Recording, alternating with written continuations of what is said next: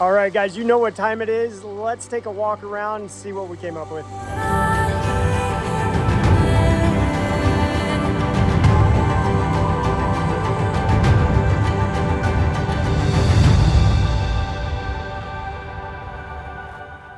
All right, so we have got our canvas being cleaned up. The guys kind of raked out the landscape gravel. The landscaper removed a bunch of the trees and bushes that were right here. We did have a Palo Verde tree right here in the center.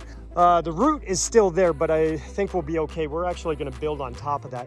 And you can kind of see our painted area. This is going to be home to our aqua blocks.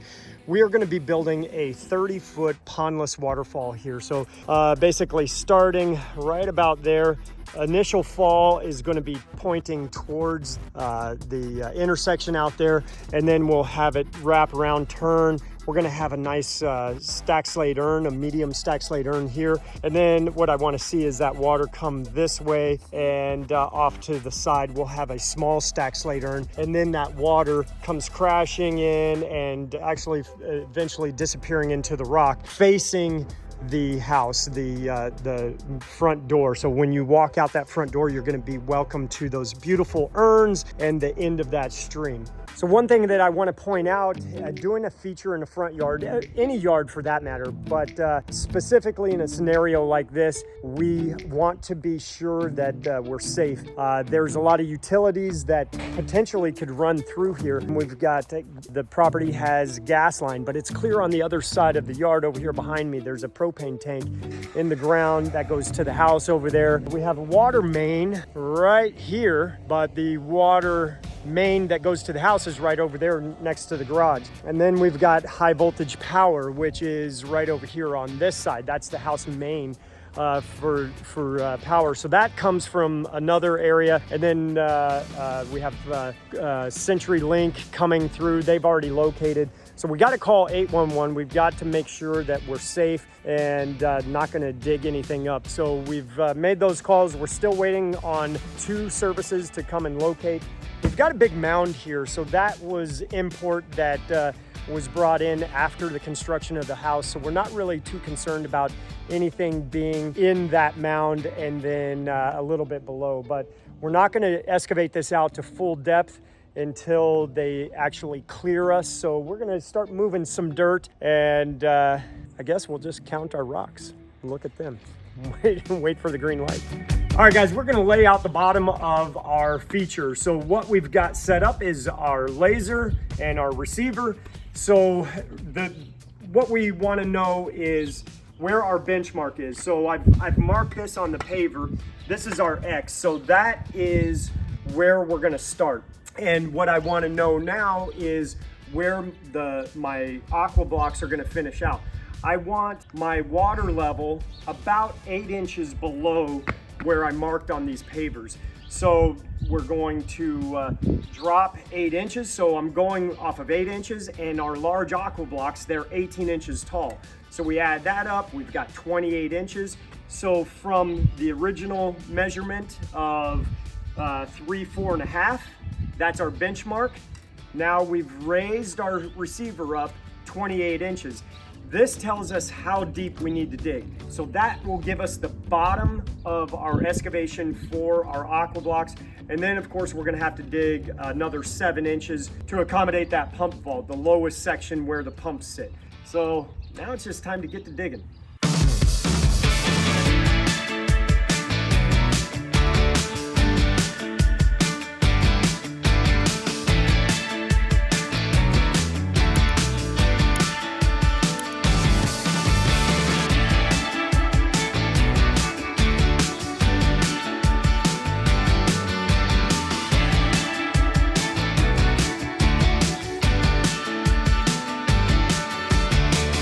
All right, we have our depth, and now what I'm doing is I'm checking the bottom to make sure we're clean all the way around, being nice and level. Now, one thing that we didn't talk about is what we are going to do. We actually were planning on digging 28 inches. We added 2 inches to that. So we actually excavated 30 inches. The reason for that is we're going to shade the bottom of this pit with sand.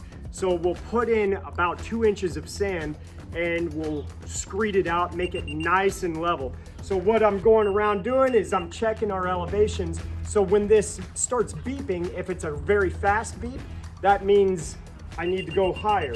So that means from the bottom, we've overdug. And that's okay because we're gonna shade some sand, bring that level up. If it's a slower beep, that means we need to dig deeper.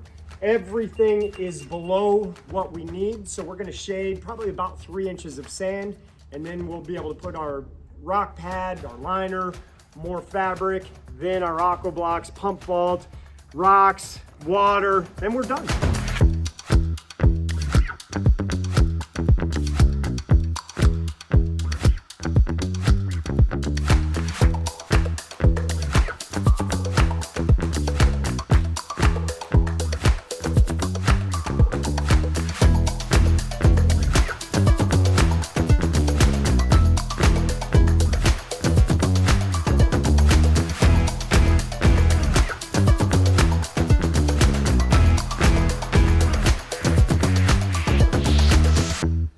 Okay guys, we are ready to start setting some rocks, almost. Now what we've got here is the root shield in place. I was actually kind of surprised not to see roots from this tree coming over, but I guess it makes sense because this dirt was so tight, very compact, really not easy for roots to open up and move through. So, but in the event that roots make it over here, we've got this root shield, this barrier that's going to protect our liner. So we've got a lot of protection going on here. We've got our rock pad, we've got sand, and we've got root shield. And then when we get up higher, we're going to do some concrete cloth and concrete dusting. So we've got those areas on the sides protected. We don't have any issues to worry about here with root intrusion, so we're not going to do anything on this side.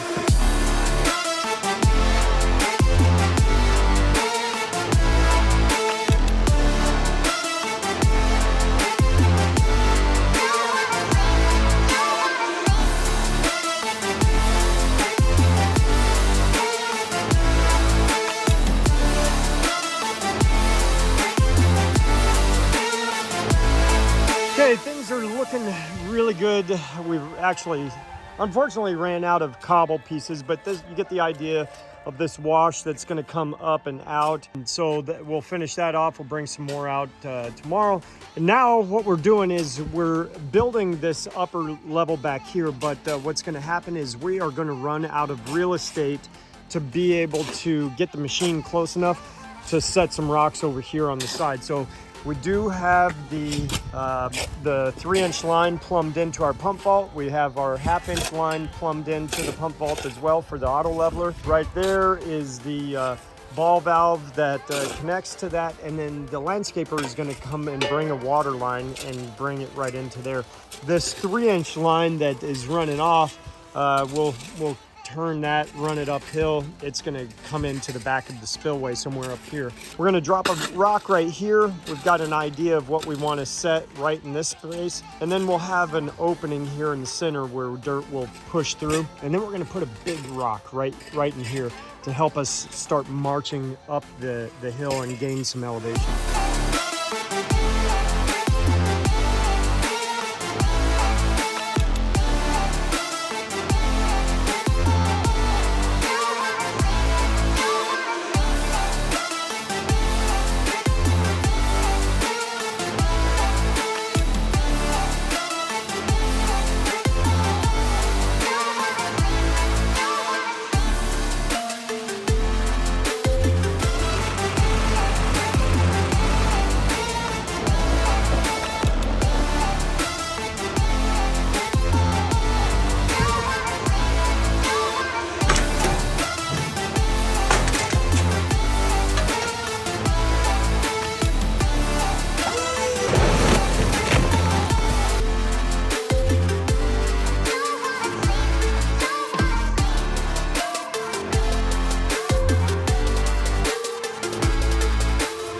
Okay, this is the end of the day, and we're feeling pretty good. We've got pretty much that whole bottom section of this thing all done and detailed. For the most part, what we're doing is we're not bringing gravel all the way up to the edge of the liner on either side. We're going to leave that raw dirt so the landscaper doesn't have to do extra work to pull the gravel back, trench in irrigation lines, drop in plants.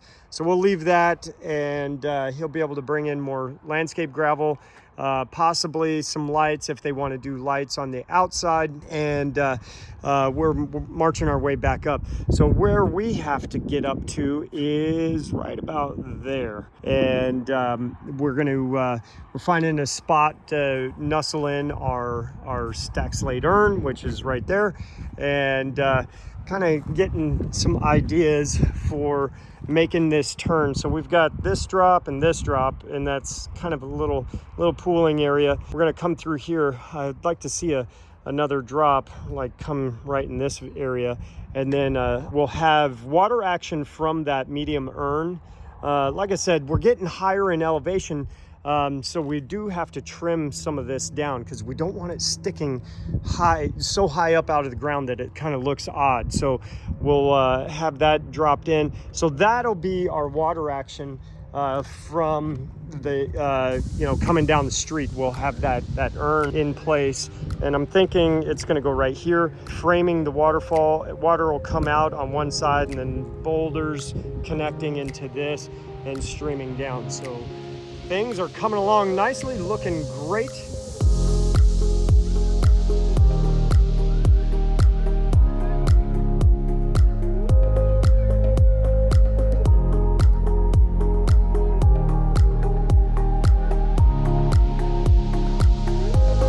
All right, things are moving along nicely. We got Ryan over here laying down on the job.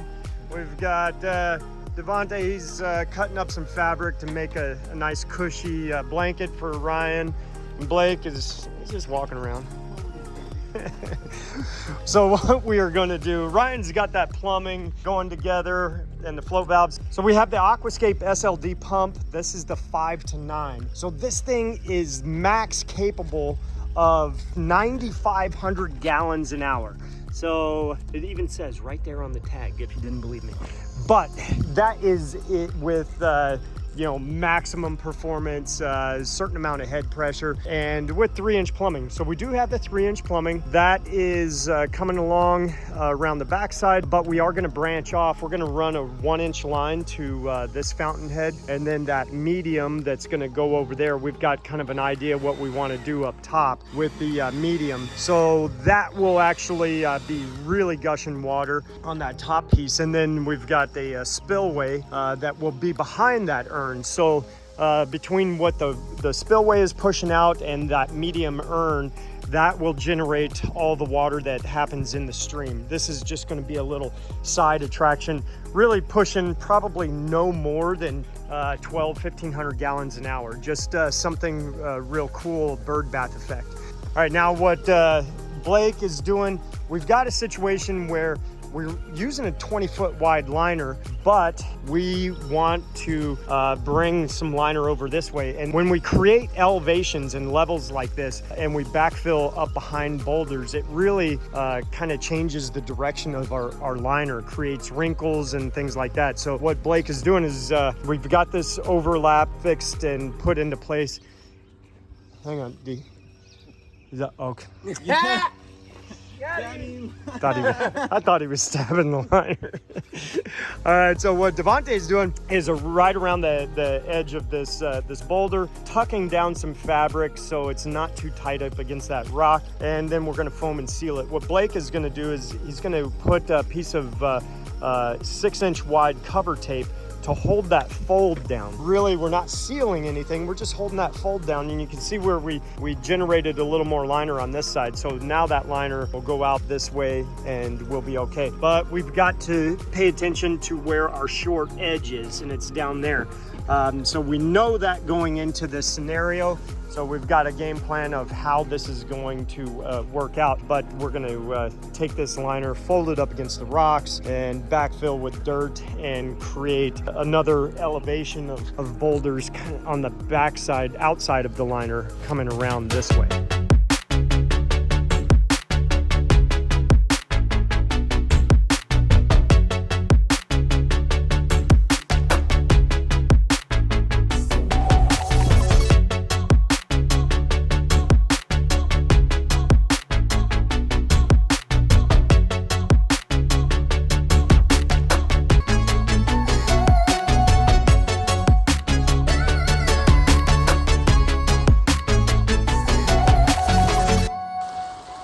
All right, guys, you know what time it is. Let's take a walk around and see what we came up with.